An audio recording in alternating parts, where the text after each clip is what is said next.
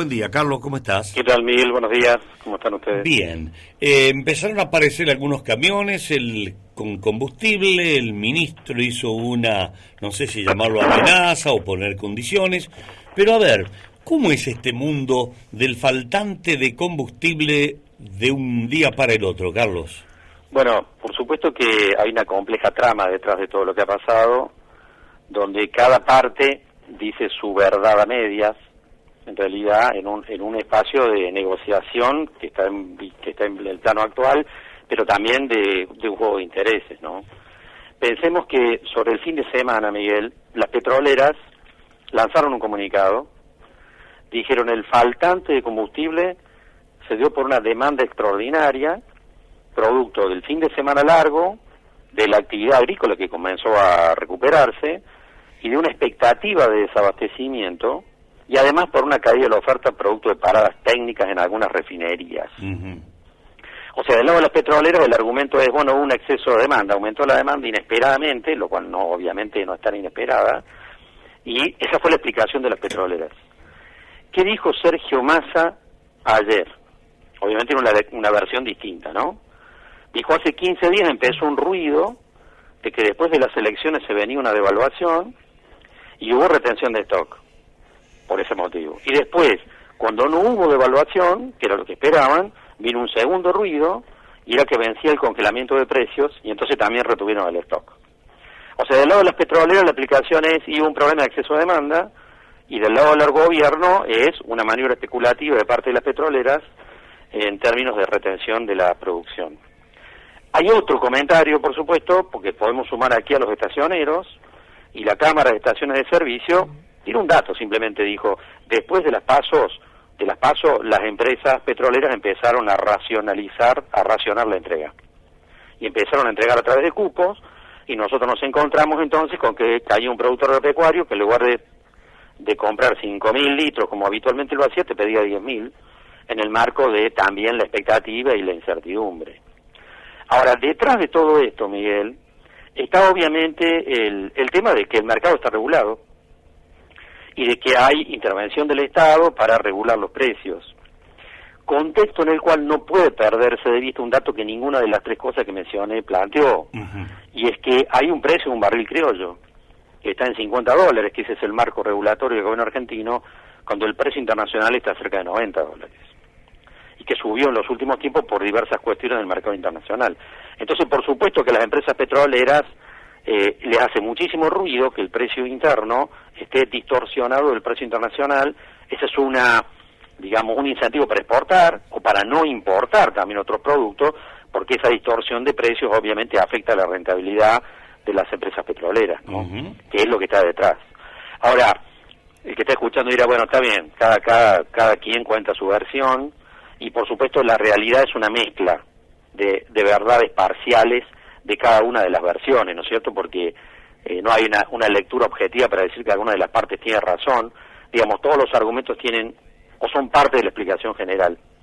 Pero lo que me parece interesante rescatar para quien nos esté escuchando es decir, bueno, pero ¿cómo sigue esta película? Claro. Independientemente de los argumentos que tenga cada parte. Y yo creo que está arriba de la mesa, por supuesto, que va a haber una regularización, una normalización del abastecimiento en los próximos días, pero también hay una certeza para más adelante, Miguel, que le hemos charlado más de una vez. Gane quien gane las elecciones, lo que viene después es un sinceramiento en el precio de los combustibles. Y esto va a ocurrir, sea presidente Milei o sea presidente Sergio Massa, porque es evidente que toda la política de regulación que ha llevado adelante el gobierno argentino ha terminado generando, digamos, una distorsión en términos de precios, que es la que vemos cuando sabemos lo que pasa en las estaciones de servicio de frontera, ¿no?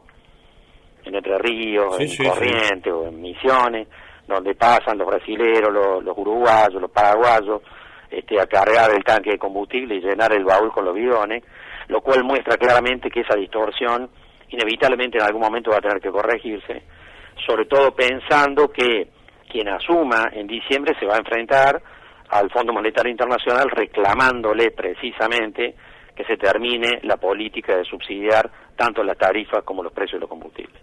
Me parece que inevitablemente vamos a ir, después de las elecciones, a un proceso de sinceramiento del precio de las energías y los combustibles en la Argentina, más allá de la normalización en el abastecimiento que seguramente veremos en los próximos días. Bien, seguiríamos, hay que ir pensando, Carlos, después de que asume el presidente nuevo, en un 70 centavos de dólar.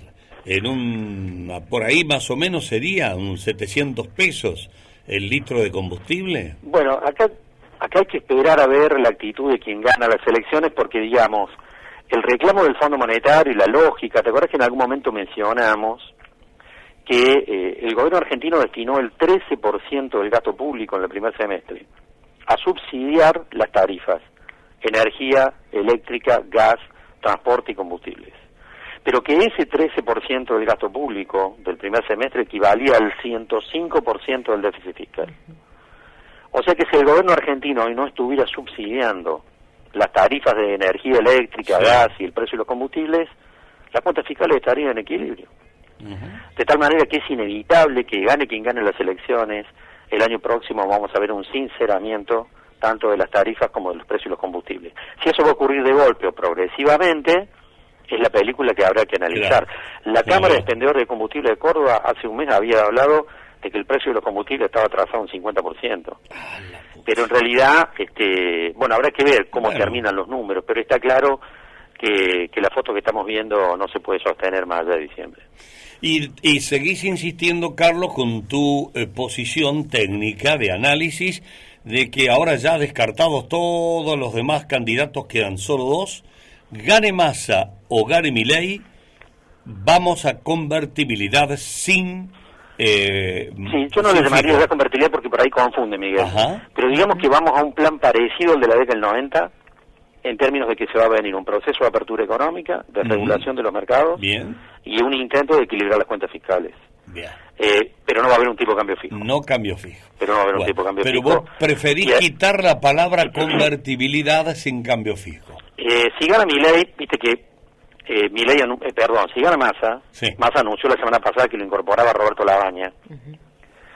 Y en realidad Roberto Labaña, el viceministro de Economía, Rubinstein, pertenece a ese grupo. Roberto Labaña y algún grupo más de economistas cercanos a lo que podría ser el gobierno de Massa hablan de un desdoblamiento cambiario después de diciembre, con un tipo de cambio comercial y un tipo de cambio libre, pero esto es probable que ocurra si Massa es presidente.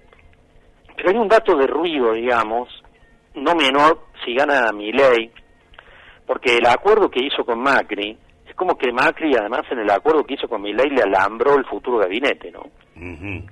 Digamos, imponiéndole que va a tener que tener ministros que respondan a Macri, contexto en el cual vamos a volver a ver la figura de Sturzenegger, que fue presidente del Banco Central con Macri. Sí. Vos sabés lo que opino de Sturzenegger. Pero al margen de eso, en realidad, digo, ¿cuál es lo que hace ruido ahí? Que Sturzenegger y su equipo y el conjunto de economistas que rodean a Macri están absolutamente en contra de la dolarización de la economía y la eliminación del Banco Central. Y resulta que Macri supuestamente le ha impuesto a Milei un gabinete donde va a haber funcionarios que tienen esa visión. Ahí vamos a ver qué pasa, ¿no? Si Milei es presidente. Porque son supuestamente objetivos fuertes de Milei, dolarizar la economía y eliminar el Banco Central. Claro, y en el entorno técnico y de economistas que rodean a Mauricio Macri y que Mauricio Macri supuestamente le impuso a Milei en el futuro gabinete, esos economistas están absolutamente en contra de esas dos cosas. Clarísimo.